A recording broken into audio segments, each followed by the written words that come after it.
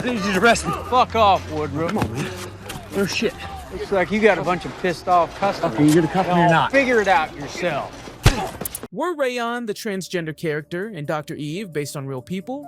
Were the unapproved drugs Woodroof distributed actually effective? And what key real-life events were left out of the acclaimed film Dallas Buyers Club? Today, we'll dive deep into the truthful realities faced by Ron Woodroof that may have gotten lost in Hollywood's dramatic retelling. Let's find out what Dallas Buyers Club got right about this inspirational story, and what it got wrong.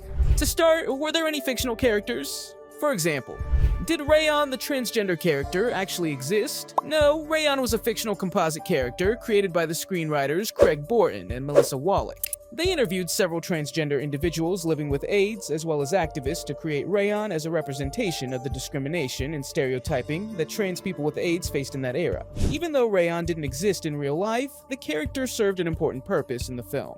We see the initially homophobic Ron Woodroof confront and overcome his own prejudices as he gets to know Rayon and becomes her business partner. Their relationship highlights Woodroof's personal transformation from a bigot to an empathetic advocate for AIDS patients' rights. Jared Leto's casting as a cisgender man playing a trans woman did spark some controversy and debate. Critics argued that the role should have gone to a trans actress instead. And speaking of fictional characters, was Dr. Eve Sachs based on a real doctor? No, Dr. Eve Sachs, portrayed by Jennifer Garner, was not based on any single real-life doctor. Much like Rayon, she was a composite character created by interviewing multiple physicians who treated AIDS patients in the 1980s. The writers aimed to capture the experiences, struggles, and sometimes changing perspectives that doctors faced as they learned more about AIDS during that time. While not directly inspired by one person, Dr. Sachs does bear some similarities to the late Dr. Linda Lobenstein, who was one of the first doctors in the US to raise awareness about the AIDS epidemic. And just like Dr. Sachs, Dr. Lobenstein was actively against the social stigmas associated with the disease. What year was Ron Woodroof actually diagnosed with HIV? This is a bit ambiguous based on the facts presented. In the film Dallas Buyers Club, Ron Woodroof receives his HIV diagnosis in 1985.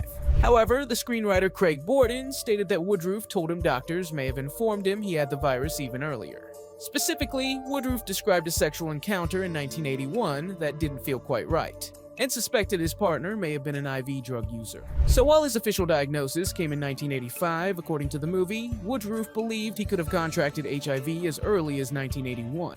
Did the real Ron Woodroof possess biases against the LGBTQ community? This is one aspect of Woodroof's character that remains a bit ambiguous and contradictory based on different accounts. In Dallas Buyers Club, Matthew McConaughey portrays Woodroof as an outright homophobe and misogynist before his diagnosis, constantly making derogatory jokes about women and gay people. The original screenwriter, Craig Borton, confirmed that the transformation from being against homosexuality to supporting it is based on reality. However, some of Woodroof's real friends and his doctor disagreed with this portrayal of him as a deeply hateful person. They claimed he wasn't nearly as crass or homophobic as depicted at the beginning of the movie. Peter Staley, a longtime AIDS activist and friend of Woodroof, disagreed with the movie's inaccurate depiction of Woodroof initially denying the virus and its causes. According to Staley, that wasn't true to Woodroof's enlightened mindset even early on. Did Ron Woodroof actually participate in bull riding? No, while the movie Dallas Buyers Club features multiple rodeo bull riding scenes, he never actually rode bulls himself. The screenwriter Craig Borton openly admitted the rodeo framing device was a creative choice, not literal reality. Borton said he used the bull riding imagery as a metaphor for Woodroof's inner strength, perseverance, and ability to survive far longer than his doctors said he would. The opening and closing scenes at the rodeo, showing Woodroof metaphorically lassoing the bull, represented his hard-fought struggle to overcome his AIDS diagnosis against all odds. Now, here's an interesting one. Were the unapproved drugs Woodroof distributed actually effective? Well, the film strongly implies that the unapproved drug regimen he assembled was more effective for AIDS patients than government-approved options at the time. Specifically, the movie highlights the effectiveness of peptide T, an experimental drug that Woodroof takes to treat his dementia. It even shows a court scene where he sues the FDA for denying him access to it. However, many medical experts and historians disagree with this portrayal. According to the Washington Post, peptide T was largely ineffective for treating AIDS and is not used today. Additionally, while the film shows Woodroof criticizing the drug AZT, azithromycin, portrayed as making patients sicker, historical accounts state AZT was actually an effective antiretroviral at prolonging life in the 1980s. Was the FDA investigation and Woodroof's legal troubles portrayed accurately? Yes, this mirrors what actually occurred, as detailed in a 1989 newspaper profile on Woodroof. For years, buyers clubs operated with some degree of tolerance, smuggling in unapproved drugs from abroad for personal use, which was permitted by FDA regulations at the time in limited quantities. However, by 1991, the FDA changed its approach and started actively investigating and cracking down on these buyers club operations that they had previously ignored. This included targeting Woodroof's club, similar to what is depicted in the movie. The lawsuit by Woodroof against the FDA demanding access to medications like peptide T is also based on an actual case he filed. The judge's ruling dismissing his claim also matches the real-life conclusion by Judge Charles Lega.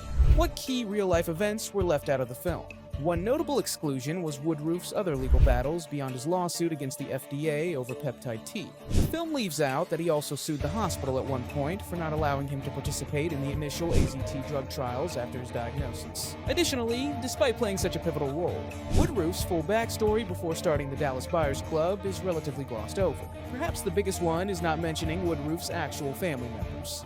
So, did Woodroof actually have a daughter and sister who weren't included? Yes, the real Ron Woodroof did have a daughter named Yvette Carroll and a sister named Sharon Woodroof Braden, both of whom were left out of the Dallas Buyers Club screenplay entirely.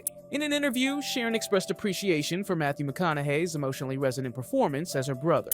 The screenwriter Craig Borton acknowledged that this was an intentional choice on his part. Borton said he envisioned Dallas Buyers Club foremost as a character study, focused solely on exploring Woodroof himself, rather than incorporating his family. Their absence did make the film's depiction of Woodroof seem more tragic and lonely than reality. We see him as an isolated, drifting loner who only finds connection through Rayon and Dr. Sachs after his diagnosis, leaving out the family support system he likely had. Before we move on, make sure to subscribe and turn on notifications. So, AIDS victims did face discrimination, but did the movie downplay the discrimination they faced? Well, some critics felt that way. Historically, in the 1980s, public prejudices, political inaction, and institutional failures to address AIDS were harmful and neglectful for at-risk communities. This included limited access to experimental drug trials and affordable treatments, discrimination in medical facilities and social services, and facing workplace and housing discrimination. Ron Woodroof's efforts to start his pharmaceutical activist operation highlighted these obstacles. However, some critics argued that the film may have downplayed the full extent of dehumanization experienced collectively by AIDS victims. While a powerful story, the film could be seen as portraying the AIDS battle through a relatively privileged lens. A white, straight male hero fighting against systemic wrongs. Did the FDA ever legitimize any aspect of the buyers clubs? Yes, eventually even the FDA had to make concessions that provided a degree of legal legitimacy and protection for initiatives like Ron Woodroof's Dallas Buyers Club. Specifically, the FDA began allowing terminally ill individuals to bring small amounts of foreign, unapproved drugs into the country for personal use in treating serious illnesses like AIDS. However, strict quantity limitations were enforced, only permitting a 3-month maximum supply to be imported under these personal exemptions. The film shows Woodroof ultimately losing his legal battle to make experimental drugs like peptide T available for wider disbursement, but he was at least granted permission to take it for his personal use and treatment under these newer FDA guidelines. Now, after knowing the real story, what do you think? Was the movie accurate or not? Let us know in the comments below. And remember to stay safe out there, so there's not going to be a movie telling your story instead. Hey! Step over by your car. Hey, I Sir, got step this. out of the road. Hey, I got it. Ron, what the hell's going on? Huh? You understand me? Come on.